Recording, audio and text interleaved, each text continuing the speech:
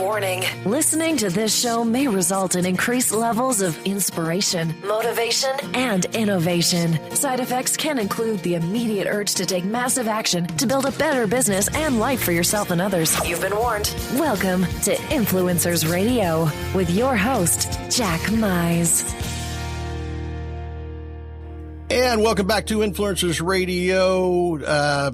Today, I actually have a unique opportunity, and actually one I've been waiting on for a long time, in that I've known my guest today for, over a decade now. And I've actually got to witness, his ascent into what he's become. And he actually, got to see me back in the days of corporate world and IT, working stiffs, and how it's evolved. And we'll get into a little bit of that. But my guest today is Keith Baxter, who has, you go back into history of online marketing, internet. You want to talk about a guy that is an innovator and an influencer. Some of the biggest names in online marketing will put Keith Baxter on their list of guys that they were following when they first got into this. I've always said that just about every internet marketing, every entrepreneur millionaire I've ever met is nothing more than a newbie that didn't quit. And Keith Baxter is the poster child for this, but not just him being the newbie that didn't quit, but he's probably responsible for so many successful people and entrepreneurs, probably responsible for them not quitting by coming up with the obstacles, coming up with the way to get around what so many would think were insurmountable obstacles, coming up with options that nobody thought of before. He's really has paved the way on a lot of different tactics, strategies, from traffic to conversion to buying media. He just knows what he's doing. And so, Keith, I want to thank you for coming on today and sharing what you're doing right now and what's working right now with us. Hey, Jack, I appreciate you, man. And like you said, man, we've known each other before anybody knew who either one of us were. Hey, I want to say something real quick about not quitting, because before we really jump into the meat of this is, perseverance, just sticking to it is such a big deal, man. I've made a lot of money and I've gone broke, and I've come back again. And I'll tell you this, that the depression, the flat out embarrassment of going broke after you've made it is enough of a driver that it's one or two things can happen. You can wallow in your crap and just make it worse and make everything bad for your family, make it bad for yourself, or you can suck it up, be a man, if you want to say it like that, and do something about it and change the situation. So, I have known a lot of people, and a lot of them started with nothing and made something out of themselves. But in my experience, everything's also cyclic. There is going to be times that bad stuff happens in your life, and oftentimes that bad stuff overshadows and overpowers maybe your focus for work. And when that happens, your work stuff can suffer, but just realize that it is cyclic and it will come back. So that's that's a big one, man. I just wanted to put that out there in the beginning, that it sucks losing it all, but you know what? You did it once. You can do it again. So. Oh, no, I completely agree. And I think that's, probably one of the most common traits of successful people, is that ability to persevere, bounce back, look at things at different, at different angles. And it's almost to the cliche of persevere, get problems, overcome problems. And a lot of times it's easier said than done, but the fact is it can be done. And it really has little to do with how, what your IQ is or the resources that you have outside of your own determination. So I appreciate you bringing that up and letting folks know, because, like I said earlier, that's one of the reasons that you're probably responsible for so many successful people, is that they face, obstacles that they would normally have quit, but when they have, turned to what you're doing and the things that you share, see that there's a way over those or around those. So, do you mind if I give you a real story that people can relate to and have probably even seen that can give people hope? Because this is a big deal to me. It's when you and I got to know each other, we were working in a company, and I was doing some stuff on the side, and shortly after that experience, I ended up buying a software company and grew it to a healthy 7-figure business. And throughout from about 2007 to even 2013. I had a CPA network and another advertising company, some information publishing stuff. And then one day I thought, I've had success after success after success. I'm going to do something that I want to do. I'm going to start a hot sauce company, man. So I went out, and just like everybody else, man, you start off by private labeling a few things. Well, in my mind, it was either go big or go home. It wasn't let's start small and scale up like, common sense tells you to do. Well, I will tell you, I ate some of your hot sauce, and it was either go big, go home, or go to the hospital, I think. Yeah, well, that's so the fact of the matter is I invested a lot of money setting this up and bought way more inventory than I should have well before testing the market. Big tip number one, test before you really jump into something, because even when all the signs said to get out and leave, my ego stayed in the way and said, keep going, keep going, keep going. You can turn this around and make something out of it. And months went by. Then my wife said to me, honey, do you know how much you've spent? And I said, no, I don't really care. She said, well, you might want to care because we're in our savings now. She said, you're spending a lot more money than you're bringing in. And a considerable amount of money, because I was buying advertising everywhere. And she said, you might want to, think about this. She said, it's starting to affect the family now. And so, I actually looked at the numbers. She does all of our books, and I was just blown away by how much I had spent and how much I was not bringing in. And it was sobering, man. Here was a passion business that was ego driven that made me realize, man, I had failed, and it took a lot to realize that, and it took even more to suck it up and call the fulfillment center that had about 10,000 bottles of each of my product and ask them what would it take to send this to me, and it was an astronomical number, or how much would it be to destroy it all. They destroyed somewhere around 20,000+ bottles of salsa, 2 hot sauces, and a barbecue sauce. And I ate it all. So realize, the failures can come at any time. I mean, this is after having, at the time of, 15 years of experience behind this stuff. So, just realize that at some point in time, your ego may get the better of you. But if you realize that there is an ego and you can keep it in check, things will be well. But it's a real story, man. It's not so in the distant past. So it's I know those are the ones that so many people face because so many people when they have problems they always look for that adversary, that person to point to whose fault it is. And when you get to a situation like that, you're swinging and then you realize you're in the ring by yourself. Right? Is that a tough one to face when you look around and because it's human nature and probably the downfall of a lot of people that rather than looking for a solution, they look at, well, first let me figure out who I can blame for this. Every decision made was mine. Every single decision. So there was nobody to blame. There was nobody I wanted to blame. It was just, you take the kick in the groin, you recover from it, and you figure out what you're going to do next. And that's exactly what it was. So, you know what? It's if anybody can benefit from that story, a lot of people, at least in the marketing world, they were following what was going on. And, I even had people say, Keith, man, well, I don't see anything about this hot sauce anymore. You know how embarrassing it is to tell somebody that you failed? Until, of course, you realize that the lesson gained from that was far greater than anything that you ever imagined.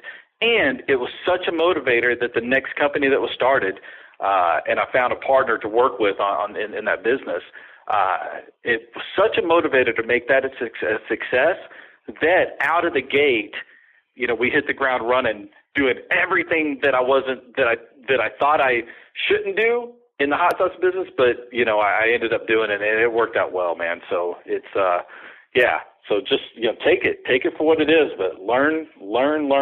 Everything is a learning experience. Well, and think about one of the things when you talk about the embarrassment of doing this out in the public and people following it. Did you realize and figure out that you think about what other people are thinking about you far more than other people are really thinking about you? You know what? It used to. So one of the big lessons that I got out of this whole thing was ego. I did not think. I always thought I was when I thought of myself as a humble guy. And in the failure of this, I realized that every decision was driven by ego. And a lot of it was, I put myself in the public because I wanted the accountability of the public, because I did care what they all thought about me. And, when the failure happened, it was, there were days of scrambling thinking, what kind of story can I tell that won't make me look like a fool? And then I realized, hey, man, I finally one day I did a podcast on it, and I obviously didn't break down or anything, but I just came clean. I just said, this is what it is. This is what happened. And, I'm at least man enough to say that I was a fool. And, I'm okay with that, because the lessons learned from it was a big deal. And now today, I can't say that what people don't think about me doesn't bother me, doesn't affect me. Of course it affects. I think it affects everyone. No matter how much you think you're immune to other people, you do build a tolerance. But if somebody's criticizing you and you're not a sociopath, then it should bother you to a point. Now, how you deal with that is a different story, in my opinion. But it's, I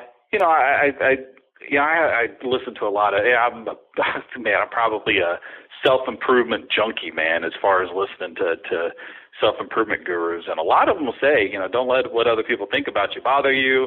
You're your own person. And when I hear that, the first thing that I think of is a sociopath, because a sociopath doesn't have any conscience about anything, but I do. So, if I'm doing something wrong, and a lot of people are criticizing me. Now, not one, if it's just one idiot out of 10,000, that's just his issue. That's something that he or she needs to deal with. But if I'm having, 50, 60 people saying the same thing, well, maybe I need to look at myself and say, what am I doing? But of course, everybody's going to have their haters. There's you can't get around that, and that's fine. But, and of course, I will say that if you let that one hater ruin your day, then you may need to reevaluate yourself on that one. But, if you're seeing a trend, then, yeah, man, evaluate, use it as a feedback mechanism. Don't lose sleep over it, or, kick your dog as a result of it. That's just stupid, but it's, use it as a feedback mechanism. That's, people, the market sees you in a way that you don't see yourself. So. Well, I think, that's absolutely true. And I think one of the big benefits that, you get, because you do go out there and the hot sauce was a big, a pretty big deal. And for you to go out and lay it on the table on here's the good, bad, and the ugly. But you've done that a lot in the past with a lot of what you've done. And I think that's one of the reasons why people trust in what you're doing, and trust that, you're not, kind of pushing a theory and hope something will work, that you lay out the good, bad, and the ugly when a lot of the tactics that you do. And I think that's one of the reasons that people are successful, following what you do, is because you don't tart it up. Easy answers sell info products. Easy answers sell systems, but real answers are what make people go above and beyond and have real success in any business. So I want to talk about that in what you're doing now, and how you've evolved from that, in 2013, which, by the way, I still have some of that hot sauce that I used to torture people I don't like. just a really hot one. But now you're doing things, you've always been health conscious. Ever since I've known you, you've been health conscious. I go to your house and I get special magnet water or something that makes me feel wonderful. And so you've always had that passion for health, and you're doing a lot of things in a supplement business and a lot of things that you really believe in. And you also have a background in traffic. A lot of people think of you as an SEO guy, but knowing you, I know you're far more than SEO. I know you have a love-hate relationship with SEO, and you have ways to mitigate into the cruelty that SEO can have. So what is it that you're doing that is working for your supplement business now? And me kind of knowing a little bit on the inside, it's not what a lot of people think about when they think about direct marketing or how you would sell supplements. And it really has an educational aspect to it, which is really, really, interests me. And I want to get into that. So kind of give us an overview on, the path or the funnel, if you will, of what you're doing now. And then we can get into the meat of kind of how that's working. Yeah. So first I had to look at myself. So there's a couple things about me that everybody needs to know is I'm an open book, and I wear my heart on my sleeve.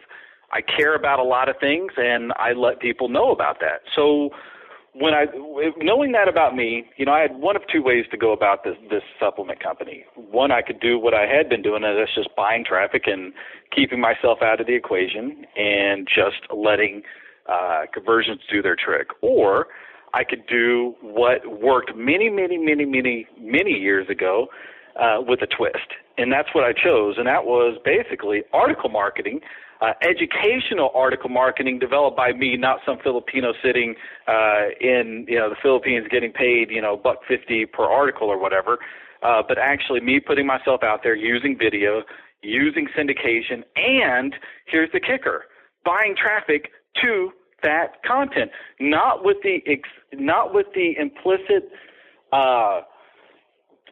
directive of making sales from it, but more or less using it as a branding exercise, getting the word out there about the material, and through the bonding with people. Mind you, with the supplements I sell, so just so you know, this may be different if I was selling Garcinia kombucha or any of these other crap weight loss products. I sell a very unique supplement that a group of people called biohackers would be interested in. That's the type of supplement that I sell. It's not a brand. It's not a type of supplement that if I told you the name, you would say, oh, I immediately know what that is. It's very unique. And with that being said, for me to hit a much larger group of people than just biohackers, I have to educate people to not only what the product does, but to then also educate them to my philosophies, why I'm doing what I'm doing, and show them what I'm doing. And then through that, the secondary effect is sales. And mind you, this was a gamble. I've seen other people do this effectively, but there's never been really a systematized process to it. So what I did is I sat down and I wrote on one sheet of paper exactly how this was going to happen. I determined the channels that I was going to use, and it's only two channels. It's Amazon and it's a website. Actually, several websites, but I'll just clump them all into a website. And then using videos to get my message out there, using articles that basically take the message of the videos and break things into step-by-step processes, and then buying traffic to the printed articles using what a lot of people are calling now native advertising. That it's kind of funny how that's become such a trending buzzword of late. But, it's advertising. It's always been out there. Using that type of advertising to get people in, because the nature of, quote-unquote native advertising is content-driven. So it just lends itself to getting more exposure to your articles, not relying on SEO, even though I do a lot of SEO syndication for this through the social media platforms, through, quite frankly, man, we're looking to manipulate Google still in 2014, and going into 2015, the exact same process is going to apply. and using a lot of video platforms, using social media, using native advertising to get a much larger exposure to the articles, and then getting those articles, getting people to watch the videos, getting them to know who I am, and of course they find my supplement company because it's going to be branded with me, and then making sales. And so far it's working, and it worked out of the gate really, really quickly.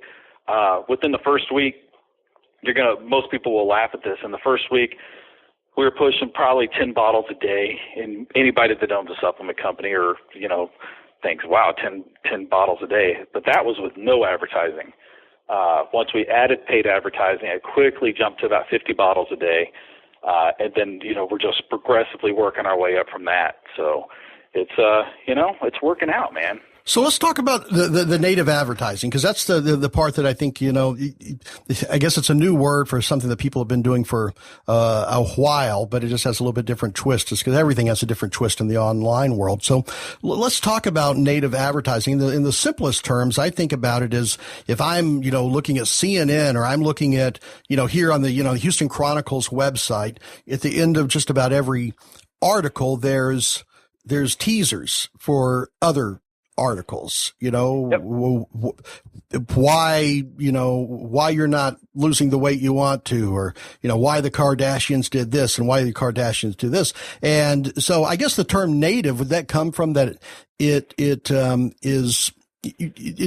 appears more like content than it does advertising, right? Because it's not going to do it. You might see an article called, 3 simple tips to save thousands on your next cruise. Or 4 ways to get over on insurance companies or something like that.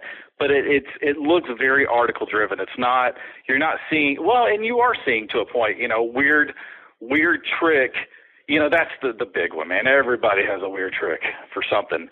But, with the native advertising, it looks like an extension of the content that you're using. And we simply use networks, advertising networks, that syndicate our content to, Forbes, CNN, probably 1,000 million other websites probably. So we're just using, networks that allow us that syndication. And we can choose, and we can disavow, companies that we want our advertising to show up on. But the key is we're not using these networks, and nor will they allow in most cases you to send. We're using them to send people to content that legitimately adds value to their life. So when they land on our site, it's not an advertorial. It's not an advertisement described, disguised as an article. It is, legitimately, 4 ways to make something better. And, they read it. And then, of course, there's always a 5th and 6th, that does lend itself to taking people out to our, sales site. But that's, we're giving content away. Well, I think that's the key to it is informational, it's educational, where when people say, what's the difference between that and buying, pay-per-click ads, Google, AdWords, where on that when someone clicks on them, they're taken to a very direct offer for something, right? And, yes. And native advertising, to me, it's kind of weird. There's people that split in the middle. It's kind of disingenuous. You're tricking people. And I think, I would think you were tricking people if you took them to an offer and not gave them what you, or said you're going to give in the actual teaser.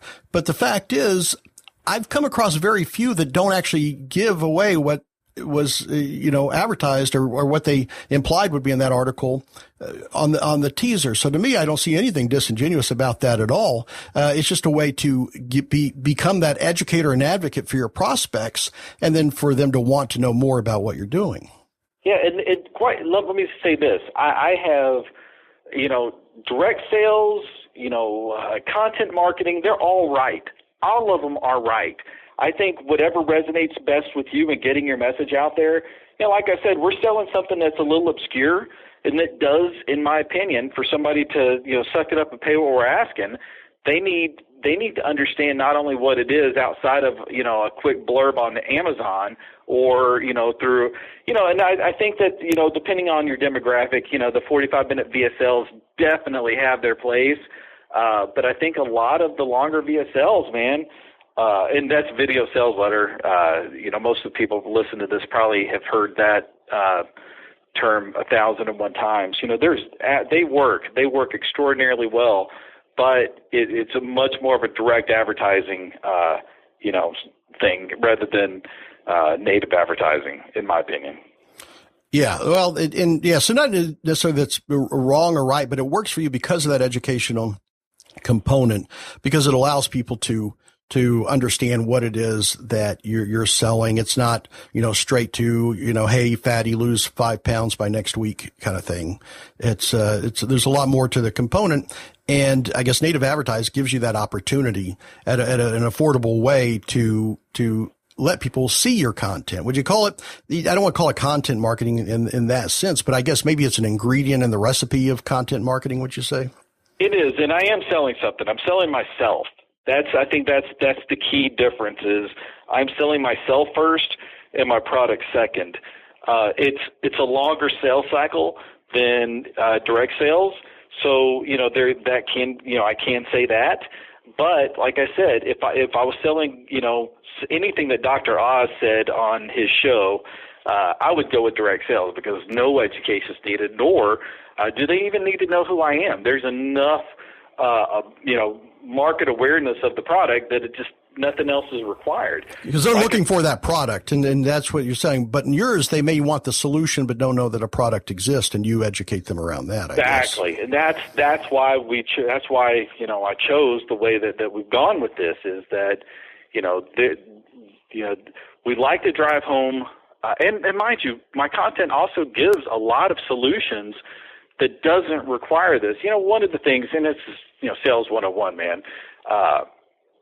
We'll give them, a piece of the puzzle and either sell the solution to automate it, sell the solution to, make it faster. They can buy all the ingredients in our product. And in a lot of my content, I break down the benefits of a lot of these ingredients. So when they see that our product contains all of the ingredients in one simple to swallow pill, it's easy for them to move forward with it. And because of the success of this, we have 3 more supplements launching. The labels are done as of this morning. So, we're taking the same strategy and we're launching. We have 3 more products entering our line by the end of next week.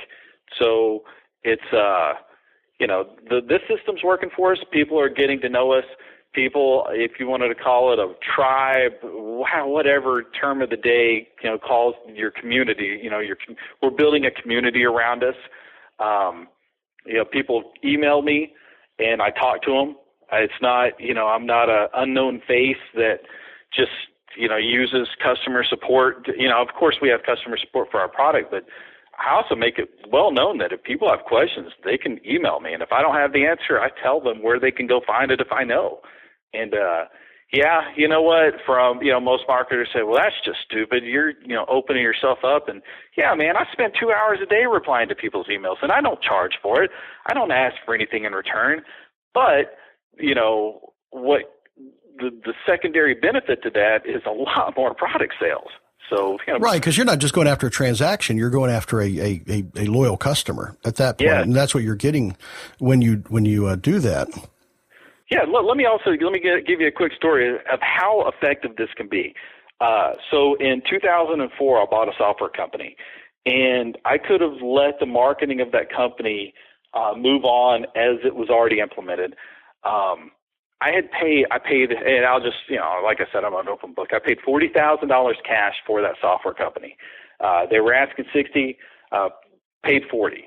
And within the first, 6 months, we were already up to $1.2 million with that business. And in my opinion, what separated the marketing that was being used and the marketing that I implemented was that without, charging consultation fees or strategy sessions or anything, any whatever buzzword is going around, I simply talked to people and I helped them. If I could help them, I helped them. And my average customer value or lifetime customer value really is the best way to put this. I had a very small customer base, and each person was worth over $50,000 to me at that time. Now, that's a huge number. And, mind you, the customer base was small, and there were reasons for that. But it was the same concept applied. I didn't listen to all these people that said, take yourself out. Nobody needs to know who you are. Don't try to help people. Everybody says help people, but then they tell you not to respond to people's, emails. Man, I was responding to people's emails. I was giving them a call if they needed me to give them a call. There were times at 2, 3 o'clock in the morning if somebody was on the other side of the world and just fit their schedule better, I would get up to talk to them, to help them out. If I came up with new strategies and I wanted beta testers, I would call people up and say, hey, here is an idea.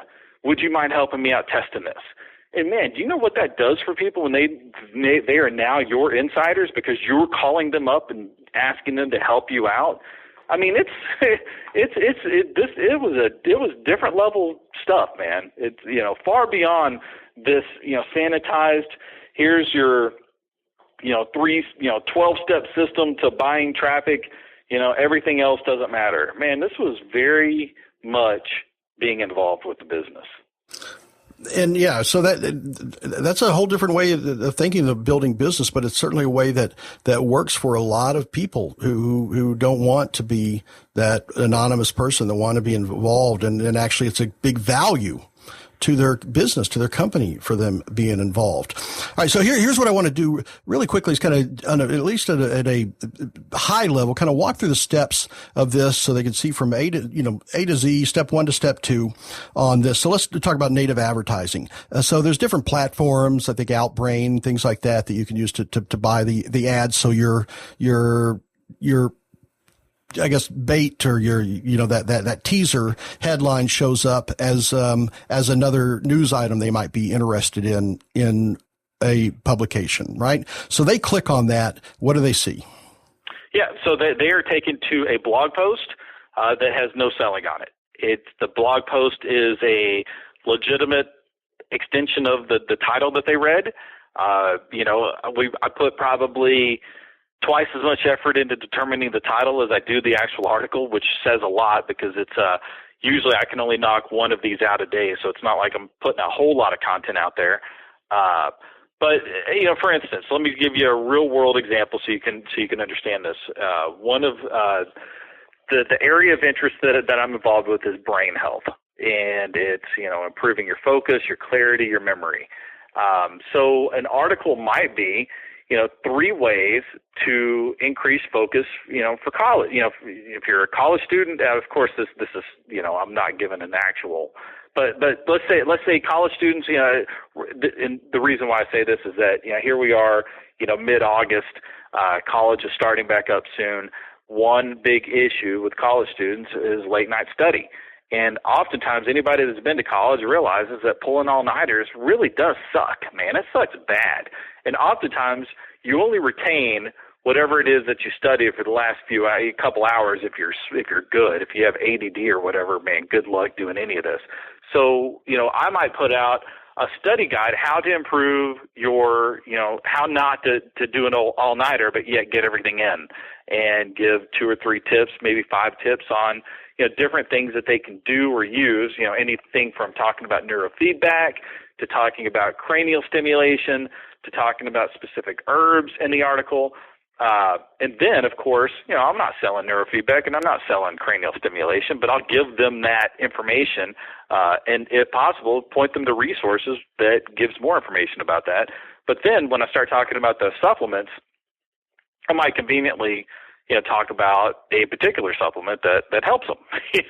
So it's that's how it works out. So I'll come up with an idea that's relevant at the time, that will solve a solution, put the advertising out there. Mind you, we're paying 15 cents a click, maybe 25 cents a click, depending. Sometimes even less. Just it all depends. And we have a whole strategy for reducing our bids and everything. But, I'll start off 15, 25 cents, and that gets a reader. And then what can you do with that when that reader gets there? Well, you can retarget them through one of the countless retargeting platforms. We're keeping it simple and just using Facebook. So now, because, every college student is on Facebook anyway, chatting with their friends. Of course, that's trending differently now. Mostly it's just old people on Facebook, but there are still some college people on Facebook. And, now we're following them around, having difficult study, having a difficult time studying, or, we'll target the specific colleges at that time. So we'll have our retargeting down there and then say, we want to target a specific college. We can, use that as one of our interests to narrow the focus down from just the retargeting that we've done. And, we might use, an image of that college, or we might use some, ridiculous image, which seems to work pretty well. Lips, sometimes you just put lips in there and that pulls people in. And then, we just pull them back to the article. And now with our retargeting, I'll pull people back to more of a sales message at that time, and that is where we do use, the advertising-based articles. So, Outbrain is probably our number one source of native traffic. We're spending considerable amount of money on Outbrain, bringing them into legitimate articles, retargeting those people, and using Facebook in many cases to bring those people back to more of a salesy message.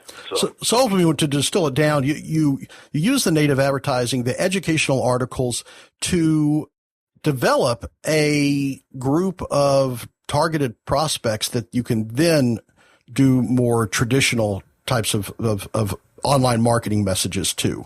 Yeah, that's high level. A big part of what we also do is we have what I call them gamified membership sites. So instead of using a traditional opt-in, we'll have them register for a free membership and give them the 101 level course. Of course, our upsell is our product, and then if they buy our product, it opens up the 203, the 201 and the 301 level courses. So we do some of that too, and that's easy to pull off when you're using native advertising because you're not direct selling. You're simply giving a free membership away, but the selling comes as part of that. So, we have a lot of little pieces involved with it, but at a very high level, we're using native advertising to bring people into legitimate content. We're retargeting these people. And mind you, we're also using CPV advertising as well, which is kind of a little bit different than native advertising. It's a lot different than native advertising. But we're hitting them and bringing them into our content as well, our regular content. We're just very specific in our targets with the CPV advertising. We're using Google AdWords. It's a bit more expensive, but again, we're looking for the educated. We want more of a educational experience, so we bring people into those articles through that too. So if you just hit our funnel, you would not guess you wouldn't guess what we were doing until you started to actually interact and click. And once you start clicking, you're quote unquote making the micro commitments that leads to a much higher sale for us. So, yeah, that right there. I mean, it's just fascinating to see how this stuff works. Because all of us participated in every day. Sometimes we recognize it, sometimes we don't. But giving us a deeper understanding on what's happening, really does kind of open up a whole new world, especially for people that are looking to do more educational type advertising. It really is eye-opening. So let me ask you this: how can people find out more about Keith Baxter and what you're doing in any realm of what you're doing? Because you are fascinating to follow on a lot of different levels. Yeah, so my main hub that's public for the mass consumption would be nothingheldback.com. That's been a little stale for a while, but it's picking back up. I've got some interesting content to come out there. Also, in the next week, you're going to see a site that is very much related to exactly what we're talking about now, and that's called the brainhackerscookbook.com. So that will be an interesting one if you have an interest in brain health and just becoming superhuman through technology. And like Jack said, if you come into my house, I've even gone as far as becoming certified in neurofeedback. I have a very expensive neurofeedback system in my house, water systems, cranial stimulation systems. I even have something now called the God Helmet which simulates the presence of God through electrical stimulation to your head. So, when I say that I'm a bit of a freak in this world, when it comes to brain health and taking things to the next level, I practice what I preach, man. I love this stuff. So that's going to be the Brain Hackers Cookbook. We'll follow the exact model that you're seeing here. As far as the other sites that follow this model, unless you have an interest in brain health, there's really no point. But Brain Hackers Cookbook will fill you with much more of a broad spectrum of things rather than just our supplement sales. All right. Fantastic stuff. I think that's what truly makes you an influencer, why I was so happy that you agreed to come on the show today. So folks, check it out. Nothingheldback.com. You're going to get something out of that for sure, whether you're a marketer, business owner, just some really, really good stuff from very, very successful folks. And, who could not least be intrigued about the Brain Hackers Cookbook? It sounds scary to me, but, I'll give it a shot. I've tasted just about anything Keith has shoved in my face to say, try this. And he's usually been right. So usually. Well, that one step beyond death hot sauce was a little bit hey man, tough. I still have a few bottles in a storage unit. So all right, well, I think that's the one to beware of. So Keith, thanks so much for being on today. Really means a lot to me, and I just appreciate it. Thank you, sir. I appreciate you, Jack. And if you ever need anything, just holler at me, my man. All right. Fantastic. Folks, thanks for being here on Influencers Radio. And remember, you are the only real game changer. You've been listening to Influencers Radio. To get all past shows and updates on future shows, visit influencersradio.com today or follow us on Facebook at facebook.com/influencersradio.